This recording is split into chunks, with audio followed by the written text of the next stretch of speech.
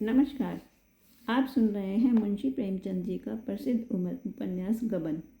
अभी तक आपने सुना, जालपा को चंद्रहार मिल जाता है, अब उसके पास भी गहने हैं। अब वो बाहर आती जाती है। महिला समाज में जालपा का रंग जम जाता है। अब रोज़ सैर सपाटे सिनेमा होते और खर्चा भी होता। एक दिन वकील साहब की पत्नी उन्हें चाय पर निमंत्रण देती है। रमानाथ और जालपा उनके घर जाते हैं और वकील साहब की पत्नी रत्ना जालपा जैसे कंगन बनाने के लिए रमानाथ को कहती है और 600 रुपये भी देती है। आइए आगे सुनते हैं। चाय पार्टी में कोई विशेष बात नहीं हुई। रतन के साथ उसकी एक नाते की बहन और थी। वकील साहब ना आए थे। दयानाथ ने उतनी देर के लिए घर से टल जाना ही उचित समझा। हाँ, रमेश बाबू बरामदे में बराबर खड़े रहे। रमा ने कई बार चाहा कि उन्हें भी पार्टी में शरीक कर ले, पर रमेश में इतना साहस नहीं था। जालपा ने दोनों मेहमानों को अपनी सास से मिलाया। वे युवतियाँ उन्हें कुछ ओछी जान पड़ी। उनका सारे घर में दौड़ना, धम धम करके कोठे पे जाना, छत पर इधर उधर उचकना, खिलखिलाकर हंसना उन्हें हुड़दंगपन मालूम होता। उनके नीति में बहू बेटियों को भारी और लज्जाशील होना चाहिए था। आश्चर्य यह था कि आज जालपा भी उन्हीं में मिल गई थी। रतन ने आज कंगन की चर्चा तक नहीं की। अभी तक रमा को पार्टी की तैयारियों से इतनी फुर्सत नहीं मिली थी कि गंगू की दुकान पर जाता। उसने समझा था, गंगू को 600 रुपये दे दूंगा तो पिछले हिसाब में जमा हो जाएंगे, केवल 250 रुपये और रह जाएंगे। इस नए हिसाब में 600 और मिलाकर फिर 800 रह जाएंगे। इस तरह उसे अपनी साख जमाने का सुअवसर मिल जाएगा। दूसरे दिन रमा खुश होता हुआ गंगू की दुकान पर पहुंचा और रौब से बोला, क्या रंग ढंगे महाराज, कोई नई चीज़ बनवाई है इधर? रमा के टाल मटोल से गंगू इतना विरक्त हो रहा था कि आज कुछ रुपए मिलने की आशा भी उसे प्रसन्न नहीं कर पाई। शिकायत के ढंग से बोला, बाबू साहब, चीज़ें कितनी बनी और कितनी बिकी? आपने तो दुकान पर आना ही छोड़ दिया। इस तरह की दुकानदारी हम लोग नहीं करते। 8 महीने हुए, आपके यहाँ से एक पैसा भी नहीं मिला। रमानाथ, अरे भाई, खाली हाथ दुकान पे आते शर्म भी तो आती है। हम उन लोगों में से तो है नहीं जिनसे तकाजा करना पड़े। आज ये 600 रुपये जमा कर लो और एक अच्छा सा कंगन तैयार करो। गंगू ने रुपये लेकर संदूक में रखे और बोला, बन जाएंगे। बाकी रुपये कब तक मिलेंगे? बहुत जल्द। गंगू, हाँ बाबूजी, अब पिछला साफ कर दीजिए। गंगू ने बहुत जल्द कंगन बनवाने का वचन दिया, लेकिन एक बार सौदा करके उसे ये मालूम हो गया था कि इनके यहाँ से जल्दी रुपये वसूल होने वाले नहीं हैं। और नतीजा ये हुआ कि रमा रोज़ तगाजा करता और गंगू रोज़ हीले करके टालता। कभी कारीगर बीमार पड़ गया, कभी अपनी स्त्री की दवा लेने ससुराल चला गया, कभी उसके लड़के बीमार हो गए। 1 महीना गुजर गया और कंगन न बने। रतन के तगाजों के डर से रमा ने पार्क जाना छोड़ दिया, मगर उसने घर तो देख ही रखा था। इस 1 महीने में कई बार तकाजे करने आई। आखिर जब सावन का महीना आ गया तो उसने एक दिन रमा से कहा, ये सुअर नहीं बना के देगा तो तुम किसी और कारीगर को क्यों नहीं दे देते? रमा ने उस पाजी ने ऐसा धोखा दिया कि कुछ न पूछो, बस रोज़ आजकल किया करता है। मैंने बड़ी भूल की जो उसे पेशगी दे दी। अब उससे रुपये निकालना मुश्किल है। रतन, आप मुझे उसकी दुकान दिखा दीजिए, मैं उसके बाप से भी वसूल कर लूँगी। ऐसे बेईमान आदमी को पुलिस में दे देना चाहिए। जालपा ने कहा, हाँ और क्या, सभी सुनार देर करते हैं, मगर ऐसा नहीं कि रुपये डकार जाए और चीज़ के लिए महीनों दौड़ाएं। रमा ने सिर खुजलाते हुए कहा, आप 10 दिन और सब्र करें, मैं आज ही उससे रुपये लेकर किसी दूसरे सराफ को दे दूंगा। रतन, आप मुझे उस बदमाश की दुकान क्यों नहीं दिखा देते? मैं हंटर से बात करती हूँ। रमानाथ, कहता तो हूँ 10 दिन के अंदर आपको कंगन मिल जाएंगे। रतन, आप खुद ही ढीले ढाले बने हुए हैं। आप उसके लल्लो चप्पू की बातों में आ जाते होंगे। एक बार कड़े पड़ जाते तो क्या मजाल कि ऐसे हीले हवाले करता। आखिर रतन बड़ी मुश्किल से विदा हुई। उसी दिन शाम को गंगू ने साफ जवाब दे दिया, बिना आधे रुपये लिए कंगन नहीं बन सकेंगे। पिछला हिसाब भी बेबाक हो जाना चाहिए। रमा को तो मानो गोली लग गई। बोला, महाराज, ये तो भलमनसी नहीं है, एक महिला की चीज़ है। उन्होंने पेशगी रुपये दिए थे, सोचो मैं उन्हें क्या मुँह दिखाऊंगा? मुझसे अपने रुपयों के लिए पुरनोट लिखवा लो, स्टाम्प लिखवा लो, और क्या करोगे? गंगू, पुरनोट को शहद लगाकर चाटूंगा क्या? 8-8 महीने का उधार नहीं होता, महीना 2 महीना बहुत है। आप तो बड़े आदमी हैं, आपके लिए 500-600 रुपये कौन सी बड़ी बात है? कंगन तैयार है। रमा ने दांत पीस कर कहा, अगर ये बात थी तो तुमने 1 महीना पहले क्यों नहीं कही? अब तक मैंने रुपये की कोई फिक्र कर ली होती। गंगू, मैं क्या जानता था कि आप इतना भी नहीं समझते। रमा निराश होकर घर लौट आया। अगर इस समय भी उसने जालपा को सारा वृत्तांत साफ साफ कह दिया होता तो उसे चाहे कितना ही दुख होता पर वे कंगन उतार के दे देती। लेकिन रमा में इतना साहस नहीं था। वह अपनी आर्थिक कठिनाइयों को दशा कहकर उसके कोमल हृदय पर आघात नहीं कर सका। इसमें संदेह नहीं कि रमा को 100 रुपये के करीब ऊपर से मिल जाते थे और वे किफ़ायत करना जानता तो इन 8 महीनों में दोनों सर्राफों के कम से कम आधे रुपये तो दे ही देता। लेकिन ऊपर की आमदनी थी तो ऊपर का खर्च भी था। जो कुछ मिलता सैर सपाटे में खर्च हो जाता और सर्राफों का देना किसी एक मुश्त रकम की आशा में रुका हुआ था। कौड़ियों से रुपये बनाना वणिकों का काम है। बाबू लोग तो रुपये की कौड़ियाँ ही बनाते हैं। कुछ रात बीत जाने पर रमा ने एक बार फिर सर्राफे का चक्कर लगाया। बहुत चाहा किसी सर्राफे को झांसा दूँ पर कहीं दाल न गिरी। बाजार में बेतार की खबरें चला करती हैं। रमा को रात भर नींद नहीं आई। यदि आज उसे 1000 का रुक्का लिखकर कोई 500 रुपये भी दे देता तो वह निहाल हो जाता, पर अपनी जान पहचान वालों में उसे कोई ऐसा भी नज़र नहीं आया। अपने मिलने वालों में उसने सभी से अपनी हवा बांध रखी थी। खिलाने पिलाने में खुले हाथों रुपया खर्च करता। अब किस मुंह से अपनी विपत्ति कहे। और वह पछता रहा था कि नाहक गंगू को रुपये दिए। गंगू कोई नालिश करने तो आया नहीं था। इस समय यदि रमा को कोई भयंकर रोग हो जाता तो वह उसका स्वागत करता। कम से कम 5 दिन की मोहलत तो मिल जाती, मगर बुलाने से तो मौत भी नहीं आती। वह तो उसी समय आती है जब हम उसके लिए बिल्कुल तैयार नहीं होते। ईश्वर कहीं से कोई तार ही भिजवा दे। कोई ऐसा मित्र भी नज़र नहीं आता जो उसके नाम फर्जी तार भेज दे। वह इन्हीं चिंताओं में करवटें बदल रहा था कि जालपा की आंख खुल गई। रमा ने तुरंत चादर में मुंह छुपा लिया, मानो बेखबर सो रहा है।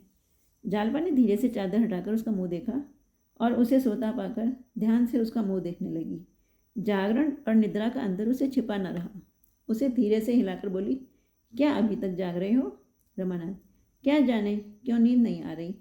पड़े पड़े सोचता था कुछ दिनों के लिए कहीं बाहर चला जाऊं, कुछ रुपए कमा लाऊं। मुझे भी लेते चलोगे ना? रमानाथ, तुम्हें परदेश में कहाँ लिए फिरूंगा? तो क्या मैं यहाँ अकेली रहूँगी? 1 मिनट भी नहीं। मगर जाओगे कहाँ? रमानाथ, अभी कुछ निश्चय नहीं कर पा रहा हूँ। तो क्या सचमुच तुम मुझे छोड़ के चले जाओगे? मुझसे तो एक दिन भी नहीं रहा जाएगा। मैं समझ गई तुम मुझसे मोहब्बत नहीं करते, केवल मुँह देखे की प्रीति करते हो। रमानाथ, तुम्हारे प्रेम पाश ने तो मुझे यहाँ बांध रखा है, नहीं तो कभी का चला गया होता। जालपा, बातें बना रहे हो। अगर तुम्हें मुझसे सच्चा प्रेम होता तो तुम कोई पर्दा न रखते। तुम्हारे मन में ज़रूर कोई ऐसी बात है जो तुम मुझसे छिपा रहे हो। कई दिनों से देख रही हूँ तुम चिंता में डूबे रहते हो। मुझसे क्यों नहीं कहते? जहाँ विश्वास नहीं वहाँ प्रेम कैसे रह सकता है? रमानाथ, ये तुम्हारा भ्रम है जालपा। मैंने तो तुमसे कभी पर्दा नहीं रखा। तो तुम मुझे सचमुच दिल से चाहते हो? रमानाथ, ये क्या मुँह से कहूँगा क्या अभी? जालपा, अच्छा अब मैं एक प्रश्न करती हूँ, संभले रहना। तुम मुझसे क्यों प्रेम करते हो? तुम्हें मेरी कसम सच बताना। यह तो तुमने बड़ा बेढप प्रश्न किया। अगर मैं तुमसे यही प्रश्न पूछूं तो तुम मुझे क्या जवाब दोगी? जालपा, मैं तो जानती हूँ, तो बताओ। जालपा, तुम बतला दो तो मैं भी बतला दूंगी। रमानाथ, मैं तो जानता ही नहीं, केवल इतना ही जानता हूँ कि तुम मेरे रोम रोम में रम रही हो। जालपा, सोच कर बताओ। मैं आदर्श पत्नी नहीं हूँ, इसे मैं खूब जानती हूँ। पति सेवा अब तक मैंने नाम को भी नहीं की। ईश्वर की दया से तुम्हारे लिए अब तक कोई कष्ट सहने की जरूरत भी नहीं पड़ी। घर गृहस्थी का कोई काम मुझे आता नहीं। जो कुछ सीखा यहीं सीखा। फिर तुम्हें मुझसे क्यों प्रेम है? बातचीत में निपुण नहीं, रूप रंग भी ऐसा कोई आकर्षक नहीं। जानते हो मैं तुमसे क्यों प्रश्न कर रही हूँ? रमानाथ, क्या जाने भाई, मेरी समझ में तो कुछ नहीं आ रहा। जालपा, मैं इसलिए पूछ रही हूँ कि तुम्हारे प्रेम को स्थायी बना सकूँ। मैं कुछ नहीं जानता जालपा, ईमान से कहता हूँ। तुम में कोई कमी नहीं है, कोई दोष है, ये बात आज तक मेरे ध्यान में कभी आई ही नहीं। लेकिन तुमने मुझ में कौन सी बात देखी? ना मेरे पास धन है, ना रूप है। अब बताओ। जालपा, बता दूँ? मैं तुम्हारी सज्जनता पर मोहित हूँ। अब तुमसे क्या छुपाऊँ? जब मैं यहाँ आई तो यद्यपि तुम्हें अपने पति समझती थी और कोई बात कहते या करते समय मुझे बड़ी चिंता होती थी कि तुम उसे पसंद करोगे या नहीं। यदि तुम्हारे बदले मेरा विवाह किसी दूसरे पुरुष से हुआ होता तो उसके साथ भी मेरा यही व्यवहार होता। यह पत्नी और पुरुष का रिवाजी नाता है। पर अब मैं तुम्हें गोपियों के कृष्ण से भी ना बदलूंगी। लेकिन तुम्हारे दिल में अब भी चोर है। तुम अब भी मुझसे किसी किसी बात में पर्दा रखते हो। रमानाथ, ये तुम्हारी केवल शंका है जालपा। मैं दोस्तों से भी कोई दुराव नहीं करता, फिर तुम तो मेरी हृदयेश्वरी हो। जालपा, मेरी तरफ देखकर बोलो, आंखें नीची करना मर्दों का काम नहीं है। रमा के जी में एक बार फिर आया कि अपनी कठिनाइयों की कथा क्या सुनाऊं, लेकिन मिथ्या गौरव ने फिर उसकी जबान बंद कर दी। जालपा जब उससे पूछती सर्राफों का रुपये देते जाते हो या नहीं, तो वे बराबर कहता हाँ कुछ कुछ हर महीने दे आता हूँ। पर आज रमा की दुर्बलता ने जालपा के मन में एक संदेह पैदा कर दिया। वह उसी संदेह को मिटाना चाहती थी। जरा देर बाद उसने पूछा, सर्राफ के तो अभी सब रुपये अदा ना हुए होंगे? नहीं, अभी थोड़े ही बाकी हैं। जालपा, कितने बाकी होंगे? कुछ हिसाब किताब लिखते हो? हाँ, लिखता क्यों नहीं, 700 से कुछ कम ही होंगे। जालपा, तब तो पूरी गठरी है, तुमने कहीं रतन के रुपये तो नहीं दे दिए? रमा दिल में कांप रहा था, कहीं जालपा ये प्रश्न नाप कर बैठे। आखिर उसने यही प्रश्न पूछ लिया। उस वक्त भी यदि रमा ने साहस करके सच्ची बात स्वीकार कर ली होती तो शायद उसके संकटों का अंत हो जाता। जालपा 1 मिनट तक अवश्य सन्नाटे में आ जाती। संभव है क्रोध और निराशा के आवेश में 2-4 कटु शब्द भी मुंह से निकालती, लेकिन फिर शांत हो जाती। दोनों मिलकर कोई ना कोई युक्ति सोच निकालते। जालपा यदि रतन से यह रहस्य कह सुनाती तो रतन अवश्य मान जाती। पर हाय रे आत्मगौरव, रमा ने यह बात सुनकर ऐसा मुंह बना लिया मानो जालपा ने उस पर कोई निष्ठुर प्रहार किया और बोला, रतन के रुपये क्यों देता? आज चाहूँ तो 2-4 हज़ार का माल ला सकता हूँ। कारीगरों की आदत देर करने की होती है। सुनार की खटाई मशहूर है, बस और कोई बात नहीं। 10 दिन में या तो चीज़ ही लाऊंगा या रुपये वापस कर दूंगा। मगर ये शंका तुम्हें क्यों हुई? पराई रकम भला मैं अपने खर्च में कैसे लेता?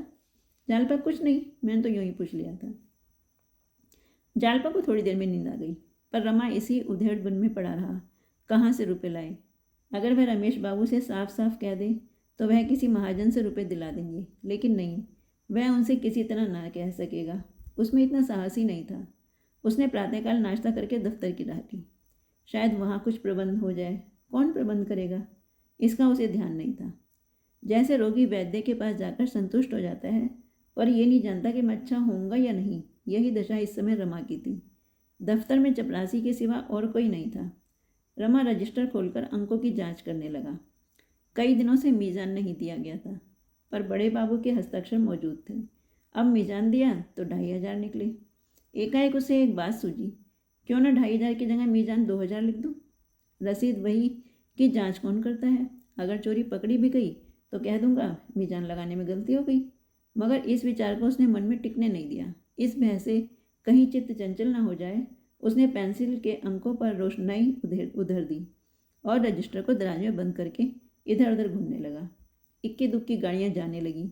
गाड़ी वालों ने देखा बाबू साहब आज यहीं हैं तो सोचा जल्दी से चुंगी देकर छुट्टी पर जाए। रमा ने इस कृपा के लिए दस्तूरी की दूनी रकम वसूल की और गाड़ी वालों के शौक से दी, क्योंकि यही मंडी का समय था और 12-1 बजे तक चुंगी घर से फुर्सत पाने की दशा में 24 घंटे का हर्ज होता था। मंडी 10-11 बजे के बाद बंद हो जाती थी। दूसरे दिन का इंतजार करना पड़ता था। अगर भाव रुपये में आध पाव भी फिर गया तो सैकड़ों के मत्थे गई। 10-5 रुपये का बल खा जाने में उन्हें क्या आपत्ति हो सकती थी। रमा को आज ये नई बात मालूम हुई। सोचा, आखिर सुबह मैं घर पे ही बैठा रहता हूँ, अगर यहाँ आकर बैठ जाऊँ तो रोज़ 10-5 रुपये हाथ आ जाए, फिर तो 6 महीने में सारा झगड़ा साफ हो जाएगा। मान लो रोज़ ये चांदी ना होगी, 15 ना सही 10 मिलेंगे, 5 मिलेंगे। अगर सुबह को रोज़ 5 रुपये मिल जाएं और इतने ही दिन भर में और मिल जाएं तो 5-6 महीने में ऋण से मुक्त हो जाऊं। उसने दराज खोलकर फिर रजिस्टर निकाला। यह हिसाब लगा लेने के बाद अब रजिस्टर में हेर उधर कर देना उसे इतना भयंकर न जान पड़ा। नया रंग रूट जो पहले बंदूक की आवाज़ से चौंक पड़ता है, आगे चलकर गोलियों की वर्षा में भी नहीं घबराता। रमा दफ्तर बंद करके भोजन करने घर जाने ही वाला था कि एक बिसाती का ठेला आ पहुंचा। रमा ने कहा, लौट कर चुंगी लूँगा। बिसाती ने मिक्यात करनी शुरू की।